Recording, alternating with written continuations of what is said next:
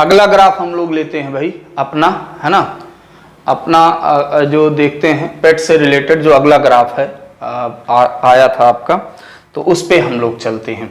ये आपका जो है दिखाया गया है इसमें कि एक जो 5 कंपनियां हैं ABCDE, ठीक है, 5 कंपनियां हैं और उनकी मांग और उनका उत्पादन, ठीक है, यानी उनकी डिमांड और उनका प्रोडक्शन दिखाया गया है। पहला वाला कॉलम जो है वो मांग का है और जो दूसरा वाला कॉलम है वो डिमांड का दिया गया है, ठीक है। तो उस पे हम लोग थोड़ा सा उससे रिलेटेड जो प्रश्न है उस पे हम लोग चर्चा करते हैं। तो जैसे पहला हमारा क्वेश्चन है भाई, यदि कंपनी सी की मांग का x%, कंपनी सी की मांग का x% कंपनी बी की मांग के बराबर है, कंपनी बी की मांग के बराबर है, तो x का मान क्या होगा। तो कंपनी सी की मांग जो है ना, उसमें हम देखते हैं भाई कंपनी सी की मांग क्या है। कंपनी सी की मांग दिख रही है 2500, क्या है 2500 कॉलम में, ठीक है। सी की मांग का x%, ठीक है, कंपनी बी की मांग के बराबर है, तो कंपनी बी की मांग है 600,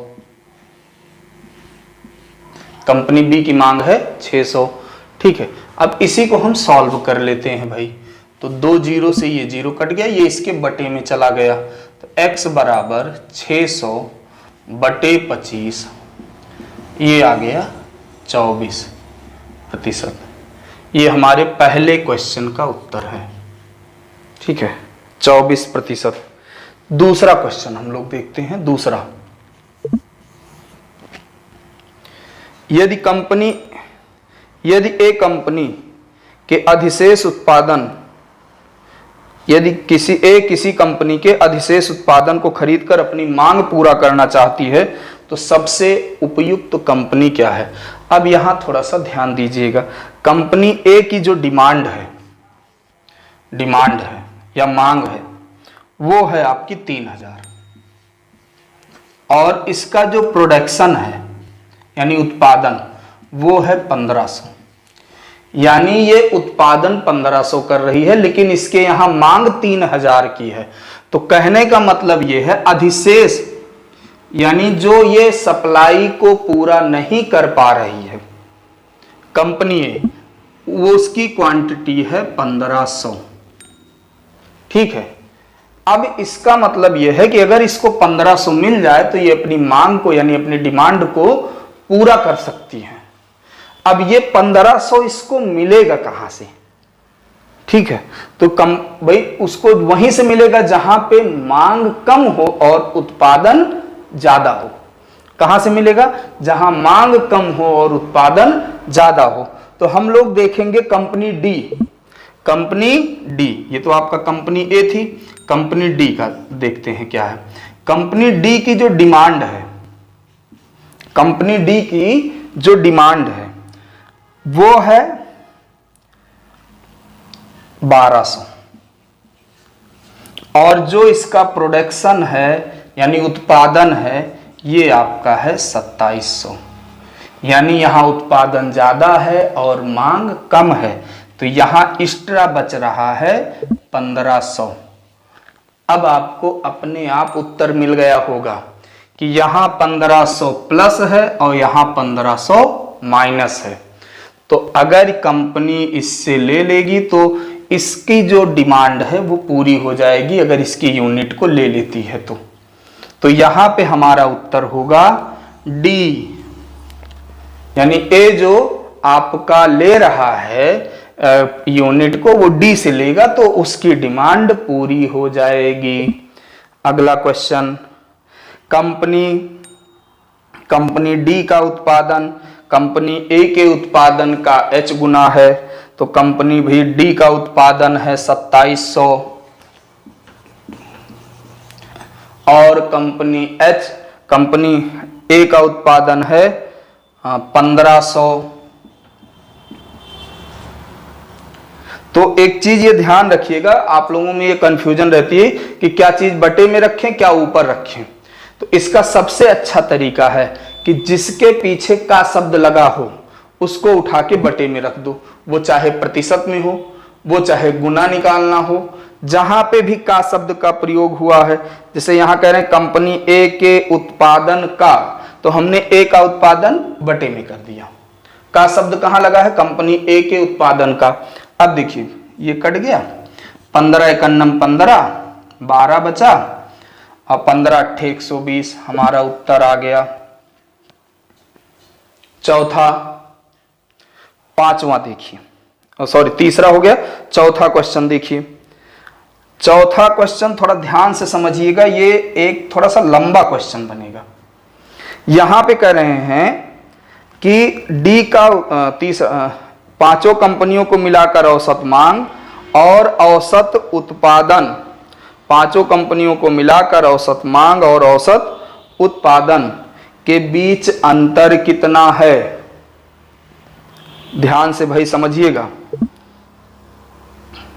अब आप देखिए, आप क्या करेंगे कि आप पांचों कंपनियों की मांग को पहले जोड़ेंगे जो पहले कॉलम में दिया गया है, उसके बाद में उनके उत्पादन को जोड़ेंगे और फिर भाग देंगे, और भाग देने के बाद घटाएंगे, तब अंतर आएगा। मेरी बात समझ रहे हैं ना? तो इतना लंबा प्रोसेस आपको करना पड़ेगा। इसका एक आसान तरीका हम आपको बता रहे हैं, ध्यान से समझिएगा। एकदम आसान तरीका है और बिना समय लगे ये आपका हल हो जाएगा। कैसे? आपको जो ये कॉलम दिया गया है, आप देखिए सबसे पहले मांग और सबका अंतर निकालते हुए चलिए। और अंतर जैसे दिया गया है 3000, कंपनी ए में आइए, कंपनी ए की मांग है 3000 और उसका उत्पादन है 1500, तो इसका अंतर आया 1500। दूसरे में मांग है 600, उत्पादन है 1800, तो इसका अंतर आ गया -1200। माइनस क्यों? क्योंकि यहां पे मांग कम है, उत्पादन ज्यादा है। दूसरे सवाल में चलिए, 2500 की मांग है, 1000 उत्पादन है, प्लस 1500।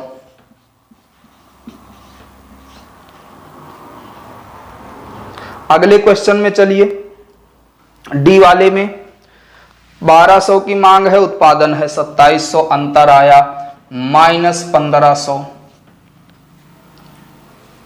-1500। लास्ट वाले में 3300 की मांग है, 2200 प्लस 1100, और इनको सबको 5 से भाग दे दीजिए। 1500 से 1500, जो तरीका सिखा रहे हैं खूब ध्यान से सीखिएगा, ये आपके समय को कम से कम आधा से ज्यादा समय बचाएगा, है ना। कट गया, इसमें से घटा 300 और 1100 और जोड़ दिए, ये आ गया 1400। ये आपका आ गया 1400। 1400 बटे 5, हमारा उत्तर आ गया 280।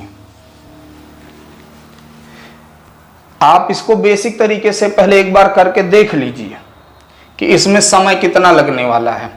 पहले आप पांचों मांग को जोड़िए, औसत निकालिए, पांचों उत्पादन को जोड़िए, औसत निकालिए, घटाइए, तब भी उत्तर यही आएगा। ठीक है, तो ये है थोड़ा सा स्मार्ट तरीका समय बचाने का। अगर इस पे वर्क करेंगे तो आप जरूर से जरूर अपना समय बचा सकते हैं। अपनी स्ट्रेटजी को मेंटेन करिए, है ना, कुछ नया तरीका बिल्डअप करिए।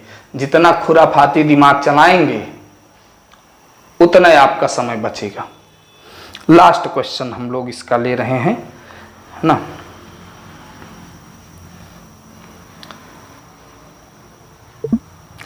लास्ट क्वेश्चन है,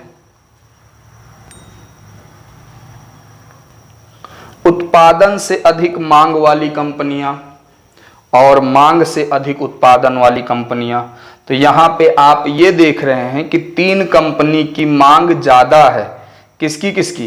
ए की, सी की और ई की। 5वां क्वेश्चन, 3 कंपनी हैं जिनकी मांग ज्यादा है, तो बची 2 कंपनियां जिनकी मांग कम होगी, उत्तर आ जाएगा 3:2। हो गया, ठीक है। ये ध्यान से समझिएगा कि जिसकी मांग ज्यादा है, 3 कंपनियां हैं जिसका पहले वाला कॉलम ज्यादा है, जैसे ए है, सी है और ई है, ये 3 कंपनियों की मांग ज्यादा है, अब बची 2 कंपनियों की जो है उत्पादन ज्यादा है। आपका उत्तर आ गया 3:2। इसी के साथ आपका ये ग्राफ भी समाप्त होता है।